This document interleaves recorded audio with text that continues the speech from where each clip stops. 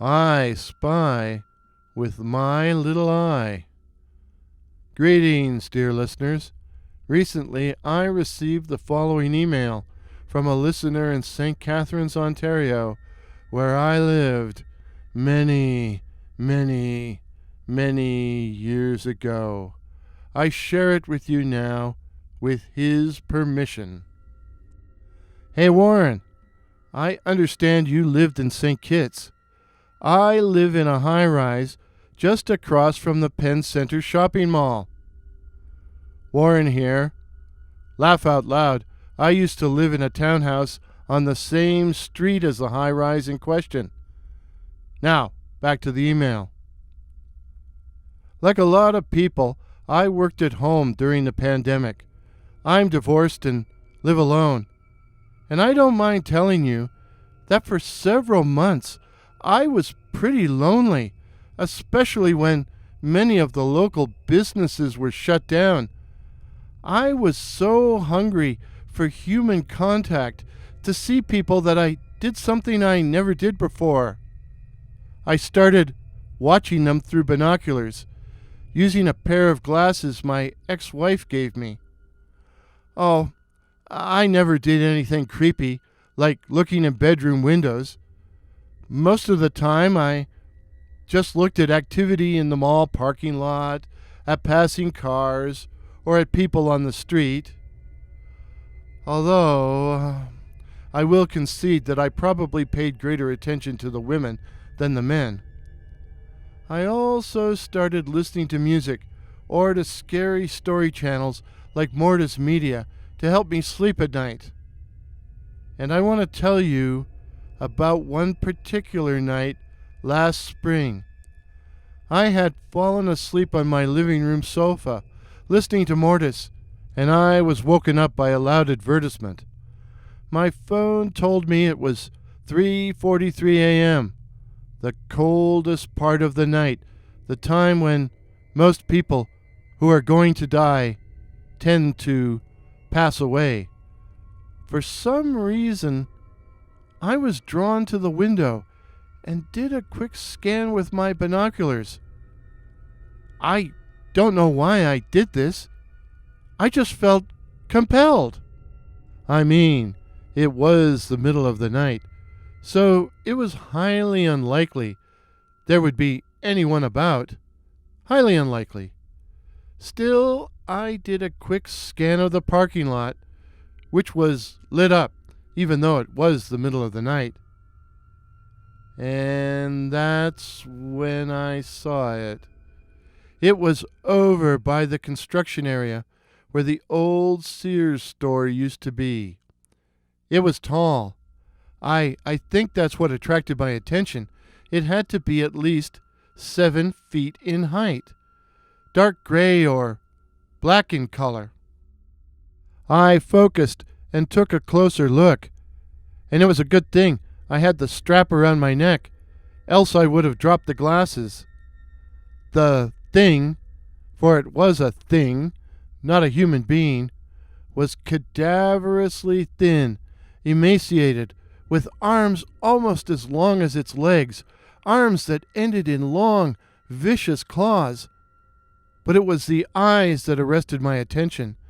They were red and glaring, bulging out of the dark head. And they saw me.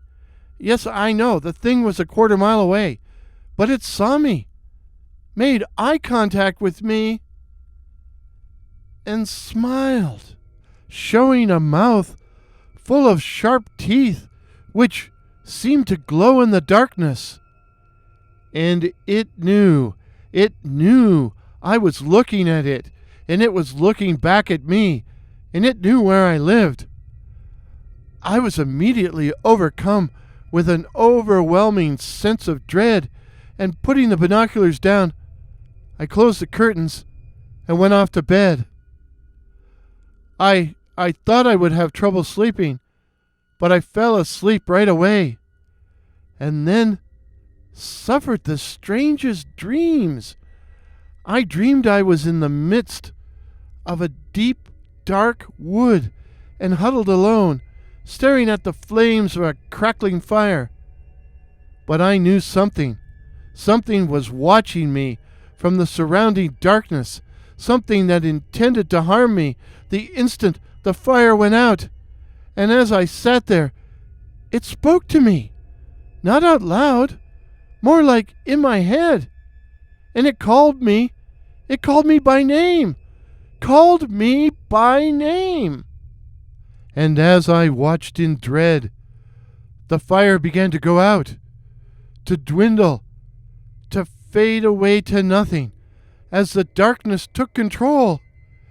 And I knew it was coming for me, coming for me, coming for me, coming.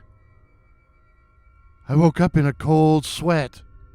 Something was in the hallway outside my door. I could feel it, if that makes any sense. Was the door locked? Had I remembered to put on the chain? I crept down the hall and saw the door was on the chain. But I could also see the door handle slowly turning. Something was trying to enter. Thank God the door was locked. And then I heard it. It was speaking to me, calling me by name, asking me to open the door and let it in. Let me in. Let me in. Let me in. Over and over and over again. Of course, I knew enough not to. Instead, I slunk back to the bedroom, although I didn't go to bed. Just sat there in the dark, waiting for dawn to arrive and listening to it call my name. Eventually I did sleep, and when I woke up it was broad daylight, and I knew the thing was gone. I cautiously opened the door and stuck my head out into the hallway. It was deserted, but there was a strange, rather unpleasant, feral smell, which made me slightly sick to my stomach. I no longer look at things through my binoculars, and I close my drapes at night. So what did I see? Was it the Wendigo or a skinwalker? You know about such things. What do you think? So what do you think, dear listeners? Was it the Wendigo, a skinwalker, or a fleshgate? My money is on a fleshgate. Never heard of it? Well, here's the definition. Fleshgate, a shape-shifting paranormal entity which targets humans and consumes both body and soul. They can mimic the voice and appearance of friends and loved ones, lulling victims into a false sense of security before they pounce. In natural or unnatural appearance, the fleshgate is said to be a tall, emaciated cryptid with grayish flesh and incredibly long claws. The woods become deathly silent at their approach, and they are suspected of being responsible for many of the missing 411 disappearances. So, Wendigo, Skinwalker, or Fleshgate? Please share your thoughts and opinions in the comments below, and stay safe, stay subscribed, and ring the bell so you don't miss any upcoming videos. If this is your first visit to my channel, please consider subscribing. My name is Warren, and I write and tell original ghost stories and original horror stories featuring such cryptids as the Night Floaters, werewolves, and the Black-Eyed Children. So again, please consider subscribing. Please help me to reach my goal of 2,021 subs in 2021. till midnight. Cheers. And tally-ho. Pictures used in today's video, courtesy of Pixhere, that's PX here, while the music is The Dreadful, The Dread, by that patron of the internet, Kevin MacLeod.